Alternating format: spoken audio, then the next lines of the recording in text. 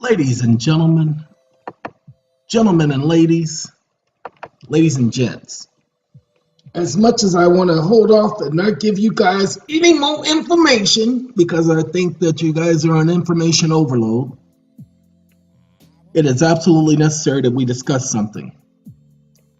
So, many of you guys know how mortgages work. At least you think you know because you guys are smart. You've done your research and you've looked all over the place to find out about securitization of mortgages and forensic audits and remix and all of that junk that don't mean nothing. That's right. I said all of that junk that don't mean nothing. So in order for you to listen and get this particular video, I'm going to ask a favor. Now, this is a very difficult favor for me to ask because most of you are not going to do it. But I need you to listen without all of that junk that you've researched and you've studied.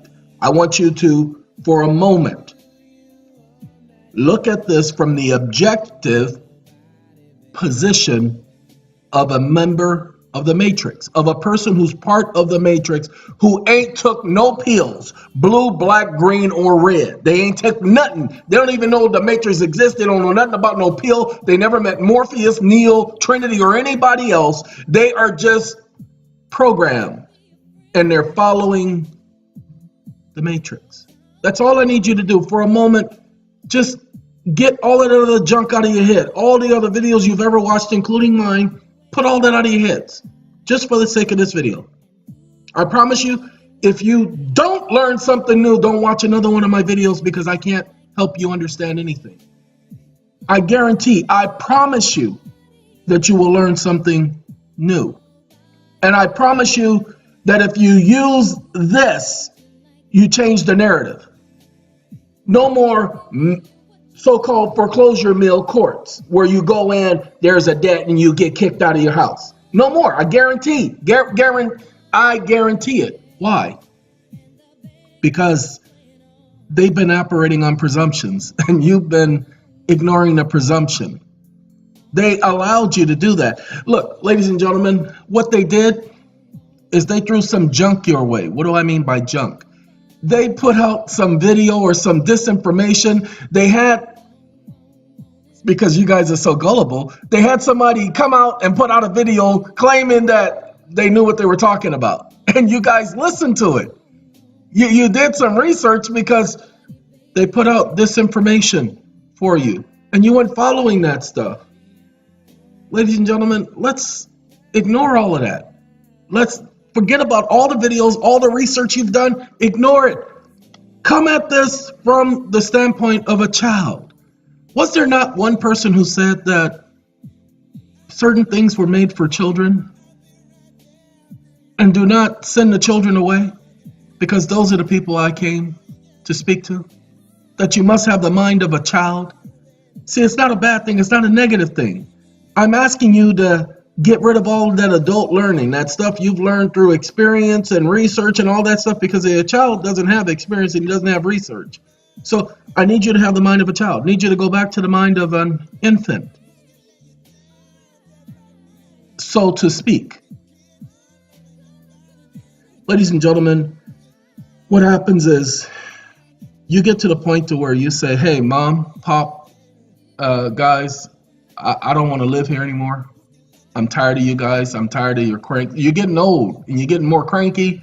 And pops, I'm tired of the way you make the room smell. And mom, look, I'm tired of you putting up with everything this idiot does. So I don't want to live here anymore. Now, I don't hate y'all. I love y'all. I love y'all with all my heart. I don't hate you. I just can't live here anymore. I'm going to go get my own place. Pops, I need you to co-sign for me. I went and talked to a banker and they said, you're not going to. But that means I'm going to have to put down. All right. Be like that then. Stank. Okay. So you go and you put down a larger down payment because now you can't get a co-signer. But you get the loan.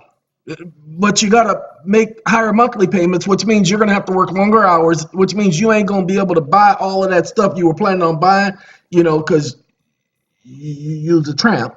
And so you do that. Sorry, I got to get rid of this. That's my playlist. We're going to be playing a little bit of Earth, Wind, and Fire, but I forgot to do something. We're going to get back to y'all alone in a minute. I forgot the saves. Okay, give me 1 second. Got to save my playlist just one more time. All right, my playlist be saved. All right, ladies and gentlemen, you are making your payments. You've gone out there, you've gotten a job, and you even get promoted, so you get a little bit of a raise, and so now whew, you're able to make those payments a little bit easier. But no, you can't be satisfied with just having that house. No, you got to go and you got to get the other things to make everybody know that you are keeping up with the Joneses. So you buy most stuff. However, you've been at this job for 15 years and you've had this house for 15 years. You've been making your payments, never had a late payment, but now you get laid off. And now you're older, you're 15 years older. Now you go out there looking for a job, but you got 15 years experience, but you can't find that job because the economy is taking a dip. Oh, and now they're having a crisis with mortgages, so you refinance. You refinance because you need help. You've missed one payment, and you need help. They let you refinance. Your interest rate's a little bit higher, but you got mortgage payments that are affordable, but now your mortgage has been extended by another 5 years. You had to put down a down payment again to refi. So you refinanced your home, your mortgage is still going on. Now we got 20 years gone by. Everything's going fine. You're in a new job. You've even gotten a raise on that job. You had to cut back on a whole lot, but you're still in your home. You're married, got a wife, got kids. So now your wife has been contributing a little bit because, after 15 years, she had to start working herself because she got laid off. But you got you're two income family now. You got all the things that you're supposed to have. You're still middle income. You're not rich, but you got everything you need. Your children, they're now 17, 18 years old. They're getting ready to leave the house. And then your son, he comes and tells you, hey, Pops, I'm tired of the way make the house smell. And Moms, I'm tired of the way you put up with this idiot and all the things he does. Look, I love y'all, but I just don't want to be here anymore. No, I love you, but I just can't stand being here anymore. So what I need from y'all is I'm gonna need some money. You guys had a college fund for me. I'm not going to college. I just want access to the fund. I have the right. I'm 18. And so you give him the money. Your child leaves. He doesn't buy a house. He goes and buys gets an apartment and buys a car. And, he spends his money however he wants. He comes and visits you. He loves you. But he's got his life now. You and your wife, you're still doing okay. Uh-oh. Got a problem, Pops. Whew. You're now 45 years old. And the second job has laid you off. You had that 15 years experience 15 years ago, but now you've been working a different job for the last 11 years. Now you got 11 years experience on a different job. And so that 15 years experience, times have changed. The economy has changed. The whole environment of the community has changed. Now what you did 15 years ago, you now got to go to school to learn what has changed. You can't do that. You don't want to do that. You're too old, so you want to start your own venture. Now, your wife, she's still working, but now you guys are struggling to make your payments. You're now arguing at home, you and your wife. You're now not getting along with each other. Your children, they're all out of the house now. You can't tell them about the problems because you don't want them knowing about your problems. So what do you do next? Well, you take a chance. That's right. You take a chance. You take the last bit of monies, your savings, and you put it in this investment because somebody has told you that, hey, this is going to work. Turns out the idiot who told you it was going to work, you trusted him. That was your friend. You've known him for 25 years. He's never lied to you before, and you guys have gotten along. You know him. You know his mother, his father. I mean, you were there when his father got cancer. And you helped him through that time, and you helped take care of his father, find his father a nice nursing home.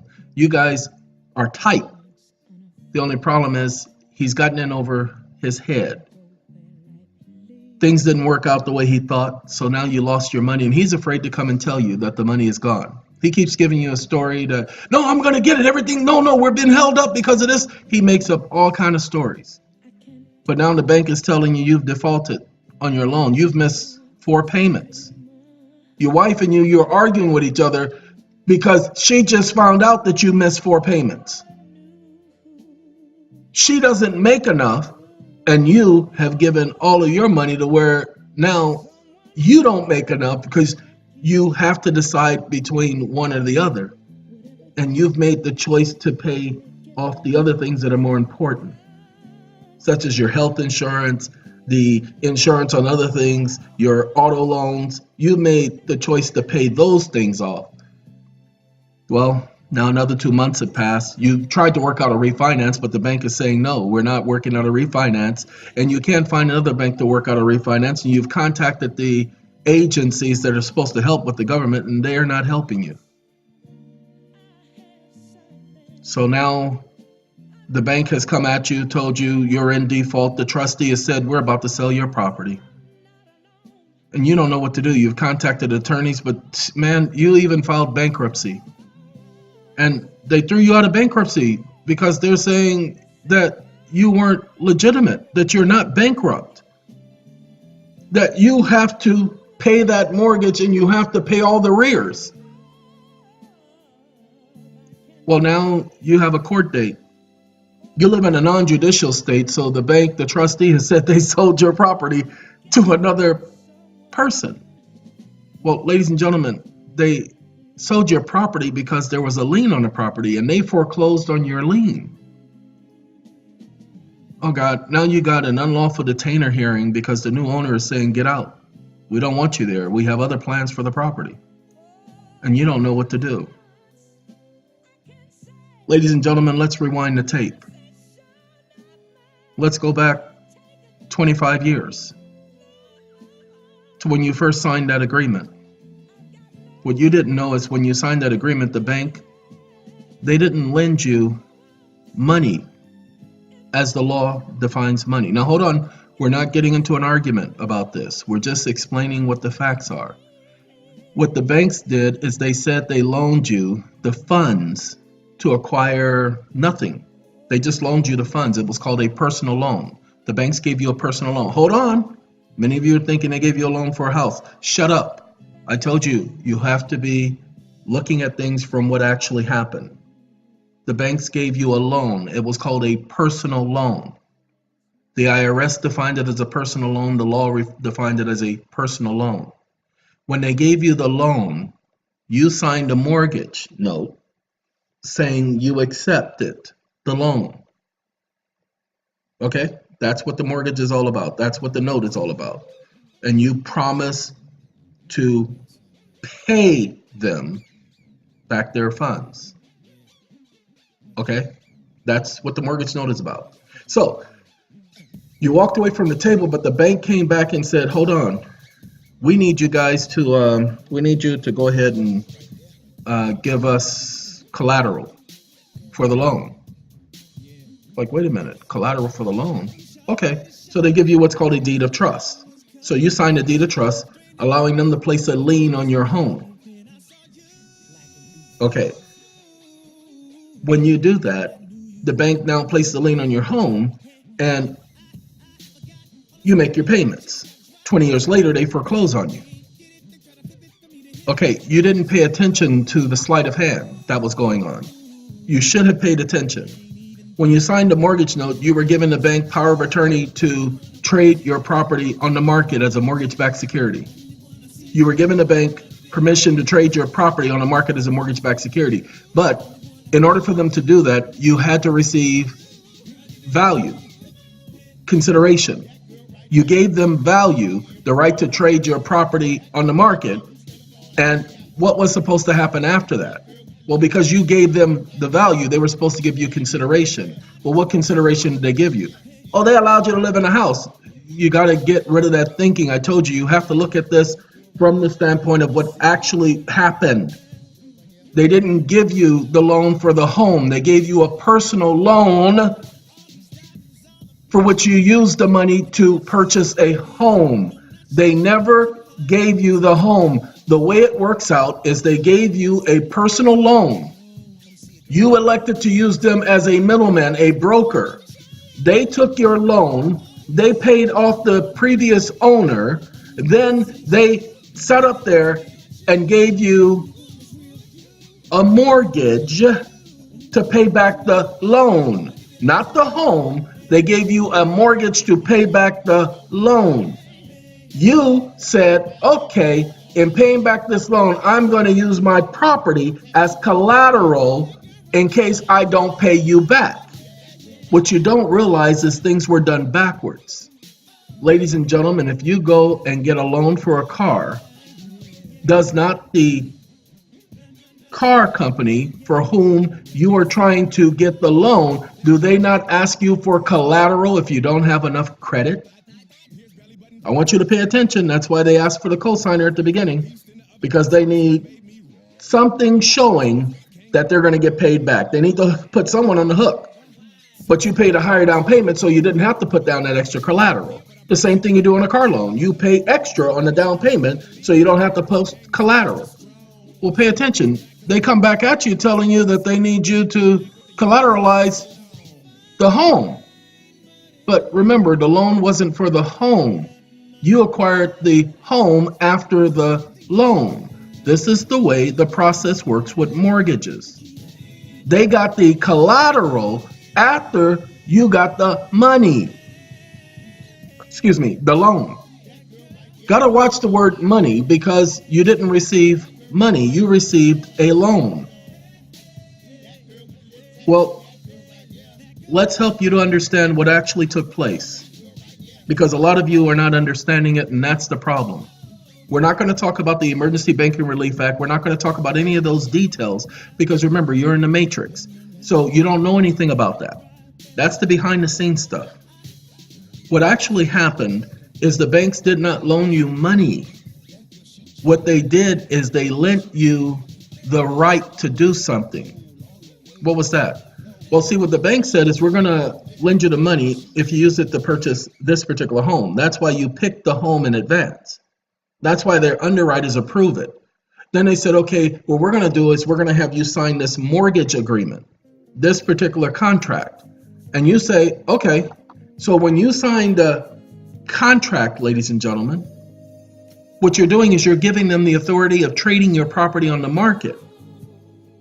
Okay, they gave you the value, the original loan, okay, and you promised to pay. And this was all based on your credit, because they ran your credit, okay? So this was all based on your credit and your promise to pay. When you signed, pay attention, everyone, the mortgage wasn't the loan. You need to understand that. The loan was given before you signed the mortgage agreement. Go back and look at the way the system is set up. The mortgage is not them giving you the loan. They've already approved you for the loan. I'm not making this up. We're not doing the matrix. We're not doing videos. You got to look at what's going on in the court. The mortgage is not them giving you the loan. The mortgage is you accepting that agreement that they have taken the monies and that they have paid the previous lender off. You are, by signing a mortgage, giving them the ability of taking your property, your mortgage, because the mortgage belongs to you, not the bank. That's why it's not a contract. The loan docs is the contract, people. You sign loan docs for them to loan you the money, the same way you do in a car purchase. You sign loan papers. The mortgage is not the loan papers, people. You sign, pay attention, the word is loan docs. Many of you are forgetting the loan docs. But talk to any realtor, they know about loan docs. That's their word. Okay, because you signed the loan docs, that's the loan, everyone. You give them permission by authorizing that mortgage agreement to take the loan and pay for the home. You also give them permission in that agreement to trade it on the market for mortgage-backed securities. That's right. They trade it on the market, derivatives, hedge funds. are associated now because of the repeal of the Glass-Steagall Act. The Glass-Steagall Act was to prevent them from derivatizing, hypothecation, your note. What's derivatives? Well, that's basically where they get to sit up there and exaggerate its value by trading it on the market and trading it on the market and trading it on the market and trading it on the market at values that are unfathomable. So you don't realize what you did. You don't realize that you gave them permission to trade your mortgage as a mortgage-backed security. But when you did that, that allowed you to be the trust interest holder, the nominee. And they assigned a trustee. Now, we call this person, the trustee that they assigned, a securitization trustee. But you notice what I just said? They assigned the trustee because you gave them permission to do so when you signed the mortgage documentation. Remember, you did not get a loan for a home. You got a personal loan. You agreed by signing the mortgage doc to use that loan for the acquisition of the home, which you acquired from the previous owner. The bank paid them on your behalf. The bank never owned the home. So they did not give you a home. They gave you a loan for which you used to purchase a home, and they agreed to allow you to use that money to purchase the home. You agreed to allow them to trade your market on their mortgage on the market.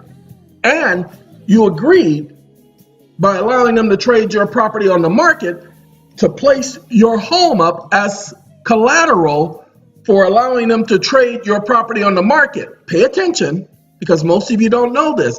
If it did not trade, and if they did not receive the value of that trade on the market, then you would be responsible for paying the difference. What you all have never ever called into question was the value of the trade. How much did they make by trading your property on the market, for which you are the first investor, the number one investor?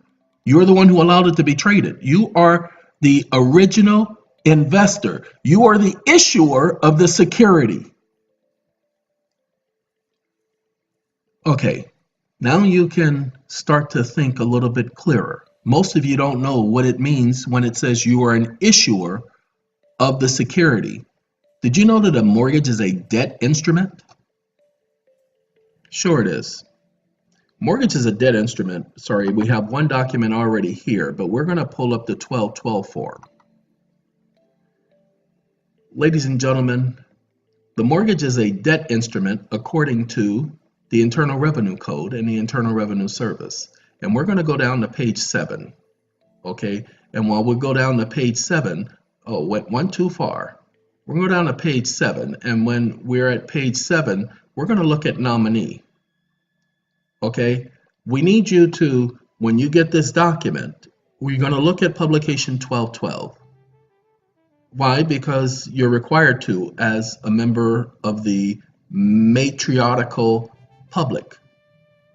And you need to understand that you are the owner of that debt instrument. The bank isn't the owner of the mortgage. You are. You signed that contract. That's your contract. You, pay attention, wrote that contract. There'll be people out there who will argue with this point, but you need to look at the facts. The bank's name is nowhere on that contract. It is not an agreement between you and the bank. It is you agreeing to allow your mortgage to be traded on the market.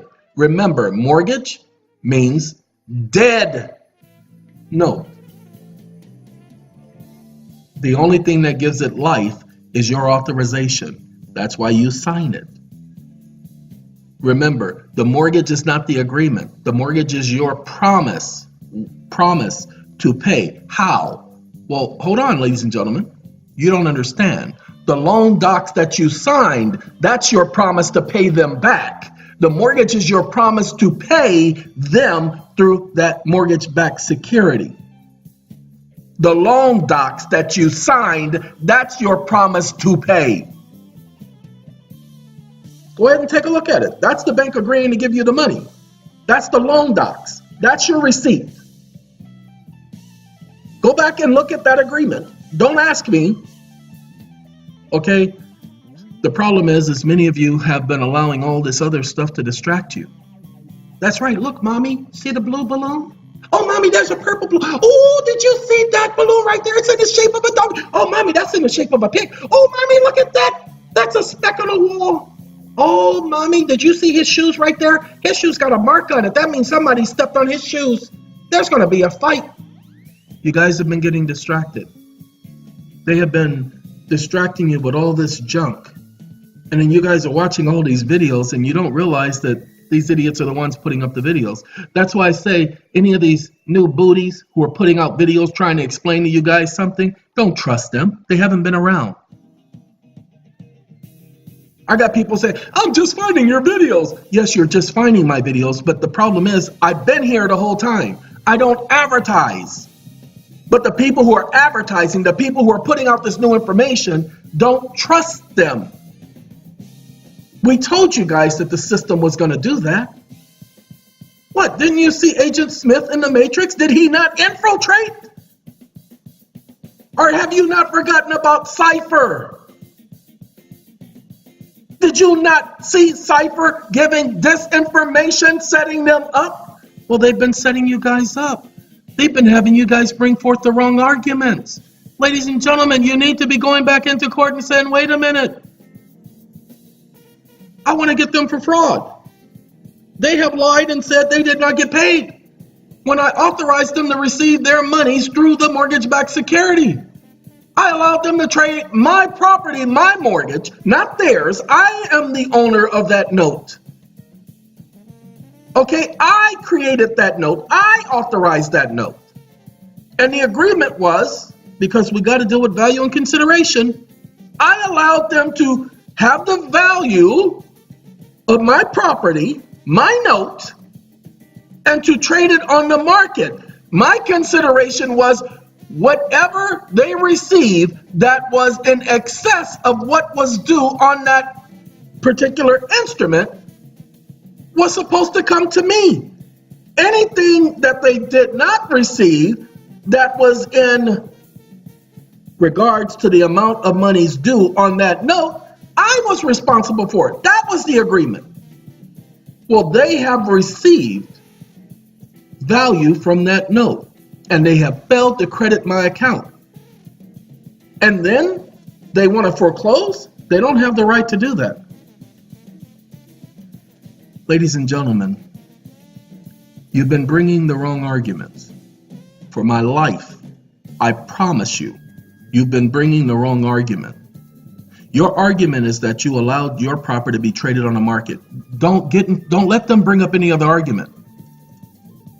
Don't let them bring up any other argument. Have they not received compensation as a result of trading my mortgage on the market? Not their mortgage. Pay attention. Pay attention. It's your promissory note, not theirs. The mortgage is your promissory note. The mortgage is a promissory note. But remember, the loan docs is your promise to pay. Go ahead and take a look at an auto loan that you've done. There is no mortgage attached to the auto loan, is there? It's a loan. They gave you a personal loan. You signed the loan docs. That's their proof that you agreed to pay.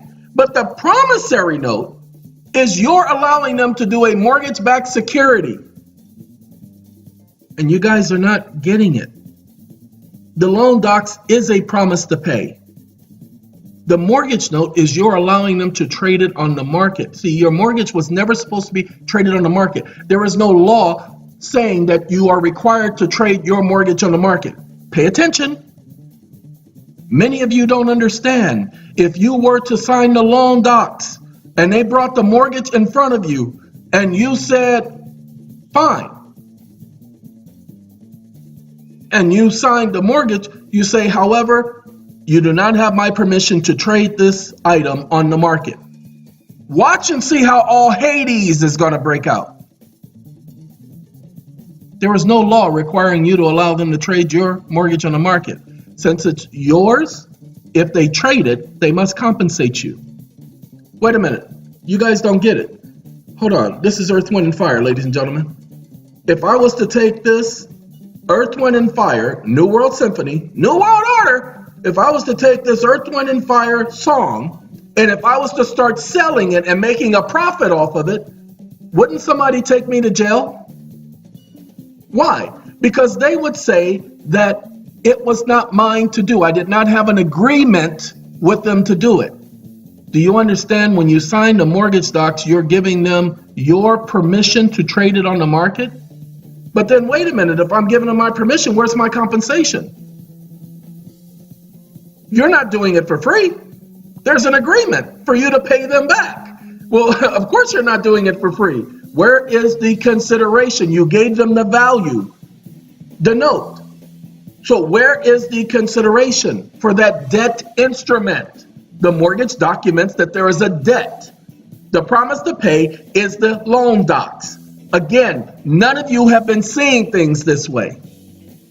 But as I mentioned to all of you, this is not me. I prayed to God and he gave me an epiphany.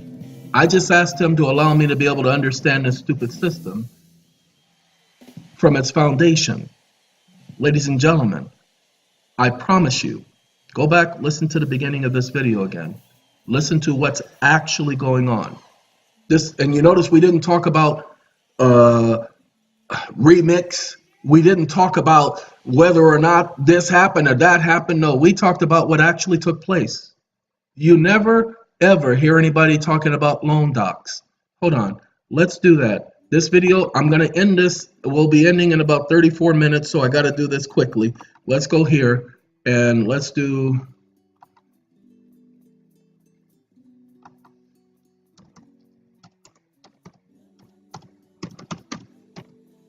I just want to do loan documents. That's all I'm putting in here. Loan documents and forms, lending money to friends and family. Typical loan documents and terms. See? Promissory note. A promissory note is a contract. Ladies and gentlemen, the loan docs is the promissory note. I never looked this up before. This is me letting you know that I know this to be a fact. Okay? This is me telling you that I never looked at it this way, but I started going to the foundation of everything. And the foundation of what's going on is that you already got the loan. Okay? Now, why is it that they're associating a promissory note with loan docs? Do you understand? When a company signs a promissory note, it promises to repay the lender a certain amount of money. The loan docs is the promise to pay, ladies and gentlemen. That's why you sign it and you get approved for it. We've been looking at this the wrong way because they have conditioned us, programmed us to see things differently. We've been adding all kind of junk. This issue is you allowing it to be traded on the market.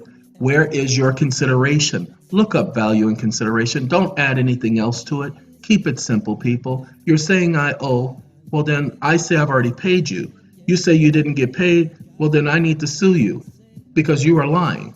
You are committing fraud. There's no statute of limitations for fraud, people. I'm going to leave you all with that because I think that's helpful enough. Like I said, we weren't going to go over 34 minutes. All of you, have a very good day.